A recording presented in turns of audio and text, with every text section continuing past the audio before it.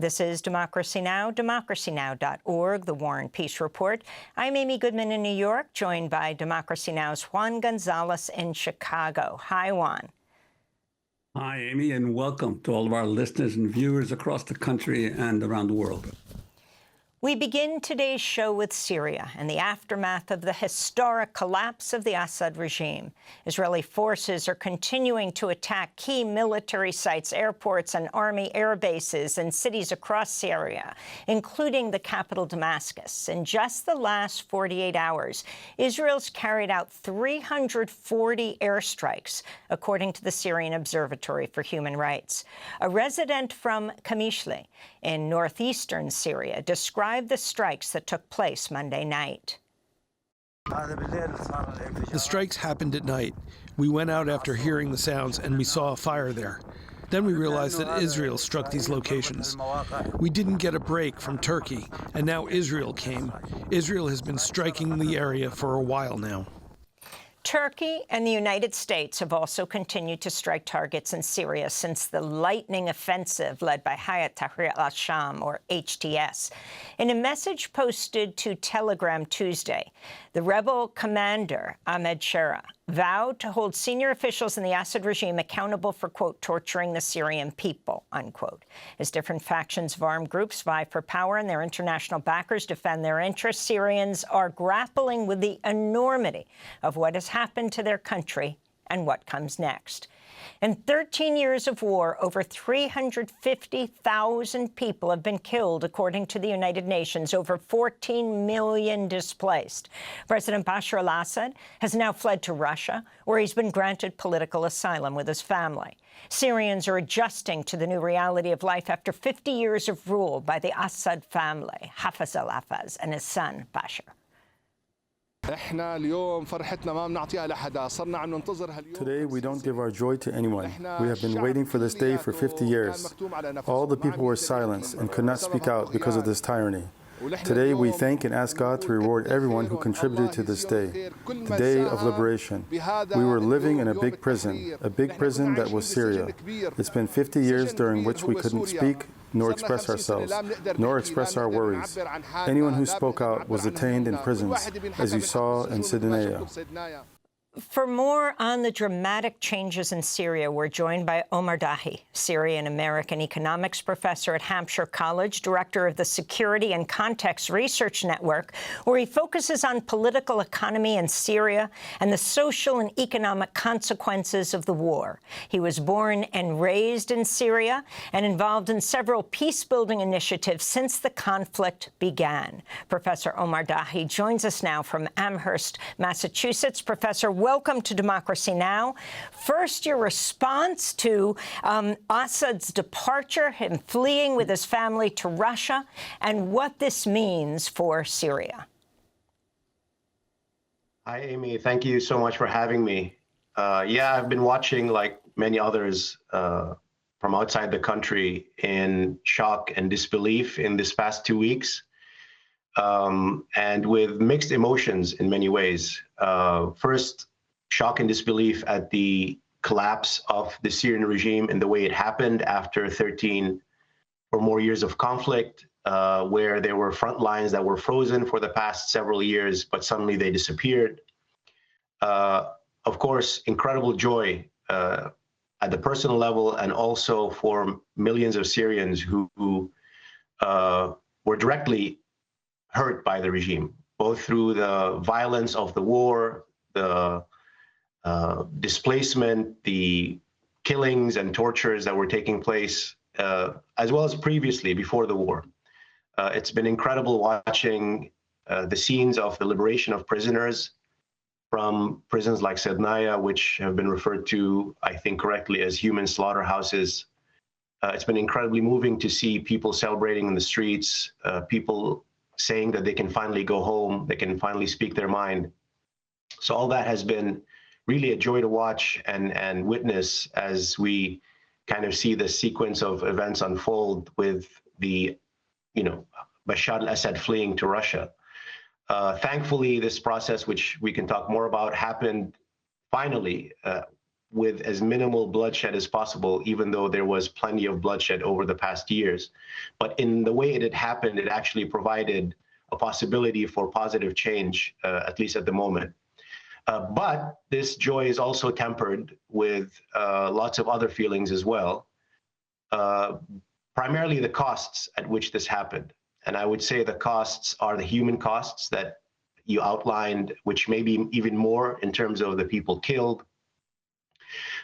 Entire generations had been destroyed. There is a generation of Syrians that grew up in displacement in refugee camps. The destruction that happened to the country, all the human cost and the physical cost, I think it's hard to say that it was not too high. It's impossible to say that it was okay that all this happened.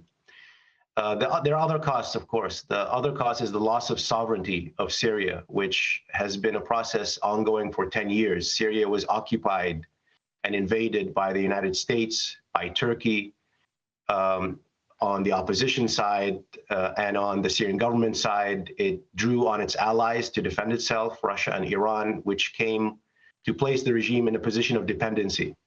So there were multiple foreign types of occupations in the country, which we see what is happening now in the Israeli airstrikes as a continuation of that loss of sovereignty. And I think this is something that Syrians have to grapple with. There are other costs of the war as well. There are the empowerment of actors that are not acceptable to a wide variety of Syrian society. Not that there isn't some backing for them, particularly because they have a certain legitimacy for many Syrians because they fought the government, but the current government in power or the current, HTS is not acceptable to large parts of Syrian society, and there's already warnings that it's acting as a de facto power, and people are warning against that. And of course, there's the final thing, which is that this is tempered by the regional context, which is the ongoing Israeli genocide in Palestine that is empowered by the U.S. And we've seen over the past couple days a complete destruction of what was remaining of Syrian army military assets by Israel with complete impunity. So all of those, we're trying to take all those contradictions together, joy for the people, joy for the moment that many millions had dreamed of, which is the departure of the Assad family from power, and the feeling that politics is finally possible in Syria. Despite all these contradictions, there's a chance for political life to resume. There's a chance for advocacy for a collectively better future, and this is something that we all have to try and hold and support. Professor, I'm wondering if you could talk briefly about your own family's history. In the 1990s, your father helped smuggle out names of political prisoners, many of them accused of belonging to the League of Communist Labor. Yet the Ba'athist Party and the government of your country often talked about being a socialist. Yeah, this was kind of a spur of the moment post that I did on social media to share these documents that I received after my father passed away 3 or 4 years ago. Basically, my father was a lawyer and was among of 2 or 3 or maybe 4 lawyers who stepped up in the 1990s to defend a large group of political prisoners, many of them communists, many of them who were accused of being members of the Muslim Brotherhood. They were basically detained without a trial, or not even just a trial, but without a formal charge. They were accused of belonging to this outlawed party of communist labor, which was accused by the government of mounting an insurrection against it in the late 70s and 80s. So most of those who were detained in the 1980s. They had been disappeared. Their families didn't know anything about them. Most people didn't know, like many of the people we're discovering in Saydnaya prison today, were not aware whether they were dead or alive or their whereabouts. So my father would basically meet with some of those prisoners when allowed to do so. And really, it was the courage of the prisoners to assemble a lot of this data, to write down their names, their dates of birth, their professions, where they were, when they were arrested, what's their charge, where they were being held, mostly in this case in Saydnaya prison, and also, if they were in, they needed medical attention, they were, traumatized, or they were injured in some way. And I had asked my dad why he did this, actually, because, there was no sense that these prisoners would be freed. So most of them ended up being put on trial en masse and convicted. So he told me that he had no expectation of justice at that time, but that he felt it was necessary to do it, to use any opening and any chance to expose the hypocrisy of the government, for the same reasons that you mentioned, that he didn't expect them to actually be, receive a fair trial, which they didn't, but there has to be a chance to basically, put the government's declared principles against its actions, and expose the government. So this was a historical document that I was kind of moved to share when the images of the prisoners were being released from Saydnaya. Most of those names in those documents have either unfortunately passed away or were released from the prison. So I didn't expect that there would be actually some of those people actually there. But yeah, that's why I shared that. Yeah, I wanted to ask you also, you mentioned the foreign presence in Syria. Hasn't the country effectively during this civil war been already partitioned with Turkish troops creating a buffer zone in the north, the Israelis not only recently in the past few days entering Syrian territory, but conducting military operations in the territory previous to that, with the Kurds backed by the U.S., ISIS still controlling portions of territory, and the Russian bases in the country. How do you have any sense of the integrity of the country being reconstituted anytime soon? I don't think so. I think it's going to be a long-term struggle, and partly because of the reasons you mentioned, because this is something that has been happening for a decade, and there are kind of entrenched interests that have developed, not just in terms of a foreign occupation, but in terms of the connection of various parts of Syrian society and their ties to those countries in ways that they've come to basically be affiliated or allied with them. And this is reminiscent for people who observe Syria of the post-independence period in Syrian history, when Syria was a site of struggle by external powers because it was weak, it was politically divided, and various regional powers basically came to have significant influence in the country through Syrian political elites. This was transformed by the Assad family and the Ba'ath Party in ways that actually flipped this around, where Syria consolidated its power and projected its power, at least regionally. But it came at a price, I think, that was high and unsustainable, particularly for Syrian society. Now this has actually completely been shattered. And I think there's going to be an attempt to rewrite the history of the Syrian conflict in ways that pin the blame completely on the Assad regime, which I don't think is the case. I think they are primarily at fault for this, not just because of their governance, which was brutal and tyrannical and maintained an exclusive monopoly on power for decades, without recognizing any dissent, without recognizing any political opposition. Not just because of the reaction to the uprising when it first started, where they completely closed down any meaningful political transition, but also because even after they won the war, they spent many years refusing any political initiative to reconcile after they had, with the help of Russia and Iran, win the war, basically. So the front lines had been frozen for many years. But all the other international actors also contributed to the destruction of the country. I think there were ways in which this fragmentation didn't just imply an obvious loss of sovereignty in in the abstract sense, but also destroyed the economy. It fragmented the Syrian national economy. It created kind of perverse war economies in the country. And as you said, Israel has been bombing Syria for the past decade. This bombing escalates after the collapse of the government. They further invaded Syrian territory, and we saw the incursions and the devastation that took place in the last couple of days.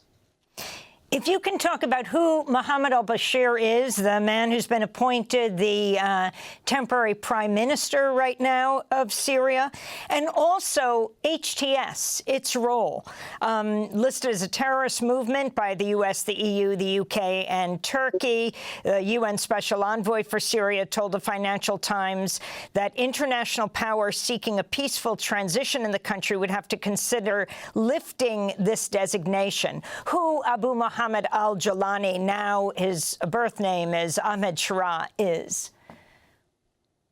Yes, well, I'm not an expert on Ahmed Shara's personal history. Some of that has come out in recent days about his birth in Syria. He claims he was radicalized by the Palestinian Intifada, and he joined Al-Qaeda in Syria and Iraq. And Hayat Tahrir al-Sham is basically a splinter group from Al-Qaeda that had basically come, it was based in Iraq and then came back to Syria after the uprising started. And there was a period of time which maybe your audience will remember, when Syria fragmented into various militias.